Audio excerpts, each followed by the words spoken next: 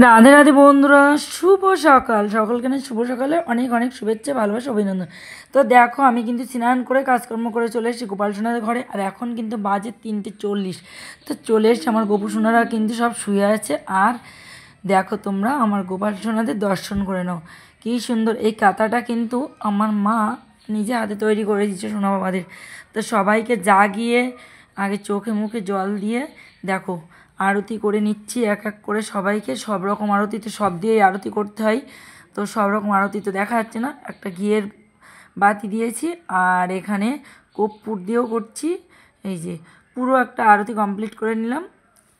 তো আরতিটা করে নিয়ে ভাবছি আমাকে তো মার্কেটে যেতে হবে।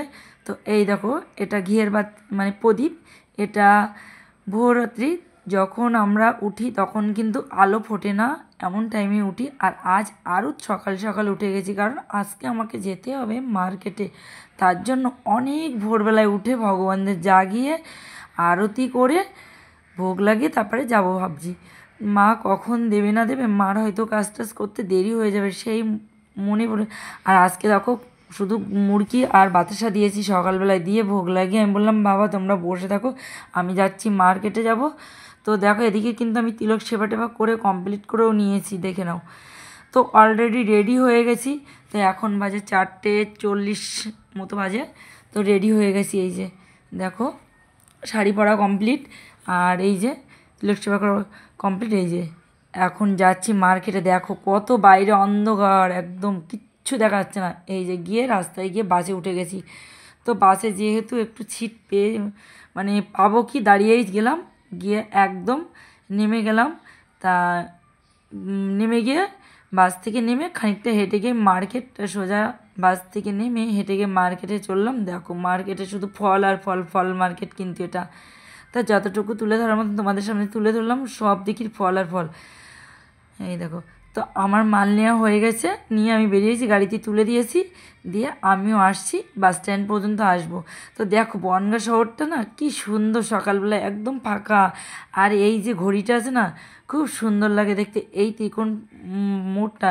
তা আমি ফাইনালি এসে বাসে উঠে গেছি, আর বাসে সিটও পেয়ে গেছি কিন্তু। আর আমি জানো তো একদম সামনে বসি, যেহেতু বাজারে আসলে তোমার দাদা দাঁড়িয়ে থাকে, তো বাজারে আসলে দাঁড়িয়ে থাকে, আমি সামনেই বসে যাই। যে মাল গাড়িতে তুলে দিয়েছি সেই মাল নামিয়ে নেয় তোমার দাদা ভাই। তো দেখো উঠতে উঠতে বাস ছেড়েও দিয়েছে। হ্যাঁ, সকাল সকাল বাচ্চা ড্রেস দেখো কত সুন্দর, মানে মার্কেট কথা বলতে এখনও কিন্তু অনেক সকাল। তো বাজারে এসে আমি তোমার দাদাভাই গুছিয়ে দিয়ে টোটোতে এই যে আমি বাড়ি চলে আসছি। আবার টোটো করে বাড়ি এসে ফ্রেশ হয়ে গা পায়ে জল দিয়ে বসে গেছি রান্নায়।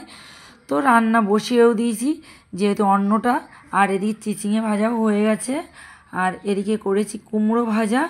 আর এখানে আপেলের চাটনি, এখানে আলু আর এই চানা মটর দিয়ে একটা রসা করে ভগবানের ঘরে চলে এসেছি। দেখো ভগবানের ঘরে আবারও স্নান করে চলে এসেছি। ভগবানের ঘরে এসে তিলক সেবা করে এই যে ভগবানের ঘরে চলে এসেছি। কারণ তখন একবার স্নান করে গেছি, আবারও দুপুরে কিন্তু স্নান করে এসেছি। তো স্নান করে এসেছি তখন কিন্তু বাজে 11:30। যেহেতু মার্কেটে গেছিলাম, একটুতে দেরি হবেই।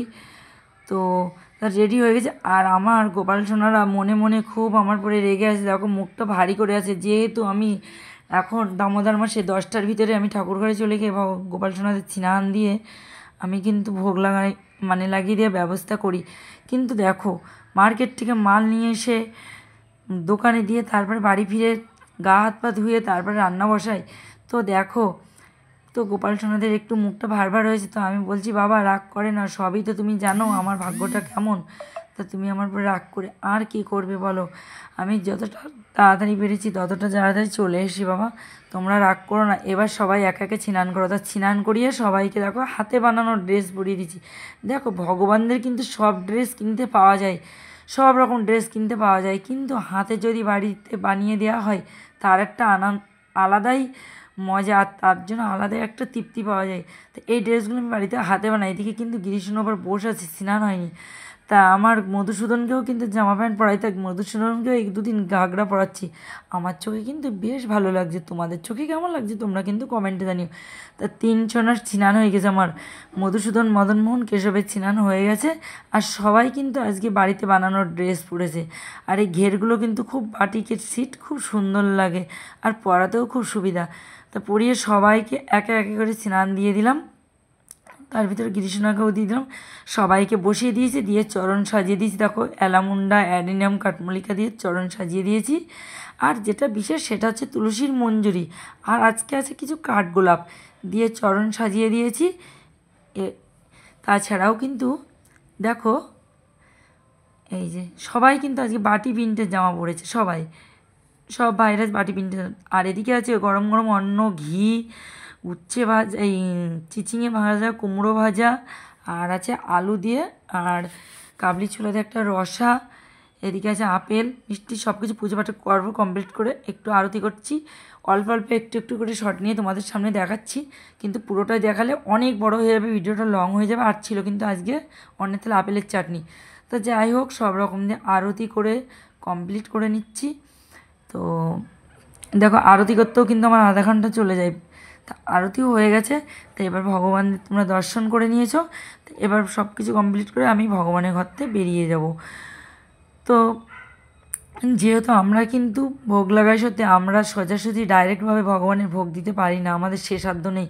আমরা ভগবানকে ভোগ লাগাই, তারপরে গুরুদেবকে ডাকি, গুরুদেবই ভগবানের কাছে সব কিছু প্রস্তুত করে আয়োজন করে দেয়। 56 ভোগ ভগবানেরকে গুরুদেবই সেটা জোগাড় করে দেয়, আমাদের তো আর ক্ষমতা নেই, সাধ্য কোথায় আমাদের সেভাবে দেওয়ার। তা দেখো আজকে ভোগ দর্শন করে আপেলের চাটনি আছে, আপেল আছে, কালো জাম আছে, আর এদিকে যা যা আছে মোটামুটি সব তোমাদের দেখিয়ে দিলাম অন্যেতে। আর এদিকে দিয়েছিলাম জল, আসন পেতে দিয়েছিলাম। তো যথারীতিভাবে ভগবানকে ভোগ নিবেদন করে দিয়েছিলাম, দিয়ে আমি কিন্তু রেডি হব বলে নিচেই চলে এলাম। কারণ নিচেই চলে যাব ভাবছি একটাই কারণে, যে রেডি হয়ে মার্কেটে যাবো, প্রসাদটা তুলে তারপর প্রসাদ দিয়ে। আর এদিকে কিন্তু আমি কিন্তু আমার গোপাল সোনাদের দুপুরে শয়নে দেবো বলে আমি বিছনাও রেডি করে ফেলেছি। তো দেখো আমার কিন্তু ঘরটা এখনও কমপ্লিট হয়ে পারিনি, তার জন্য আমি কিন্তু এখনও পরিমাণে সেই পরিমাণে ভগবান যেটুকু করেছে সেইটুখানি করতে পেরেছি। তা দেখো এদিকে নিচে এসে আমি কিন্তু ড্রেসপত্র পরে রেডি হয়ে গেছি, শাড়ি সাহেবেলাস অন্য শাড়ি পরে রেডি হয়ে গেছি, যে মানে বাজারে যাব, যেহেতু আমাদের হাট বা তোমাদের দাদাভাই দোকান করছে, তো আমি যাব দোকানে। তারপরে কিন্তু তোমাদের দাদাভাই বাড়িতে আসবে প্রসাদ পেতে। তো আমি কিন্তু এখনও প্রসাদ পাইনি।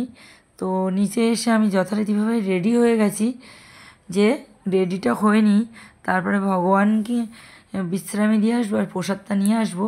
তখন আমি প্রসাদ পেয়ে তাই তাড়াতাড়ি হয়ে যাবে, কাজটা আমার খুব ইজি হয়ে যাবে। তো তার জন্য আমি ভগবানকে সেবা দিয়ে, যেদিন হাঁটবার পরে ভগবানকে সেবা দিয়ে আমি নিচে এসে শাড়ি পরে নিই, বেশি যে শাড়িটা পরে মার্কেটে যাব, এমনিতেও পরা থাকে, তাছাড়া যে শাড়িটা পরে মার্কেটে যাবো সেটা পরে নিই। তো দেখো যথারীতিভাবে আমি কিন্তু রেডি হয়ে গেছি বাজারের উদ্দেশ্যে, শুধু আমার একটু প্রসাদ পাওয়া বাকি আছে। তো মা বলছে এদিকে ঘুম না, রাতে সেই 12টার সময় ঘুমাতে হয়, কী করবো বলো।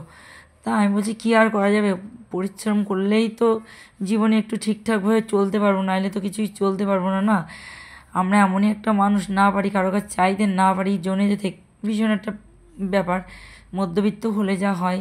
তো যেহেতু আমি তো রেডি হয়েই নিয়েছি, তো শুধু প্রসাদ পাওয়ার অপেক্ষায় বসে আছি, ভগবানকে ভোগ নিবেদন। আর আমার রেডি হওয়া একদম সিম্পল সাদা মাটা, শুধু একটু তিলক সেবাটা করি আর সিঁদুরটা পরি, এটাই আমার নর্মাল সবসময়।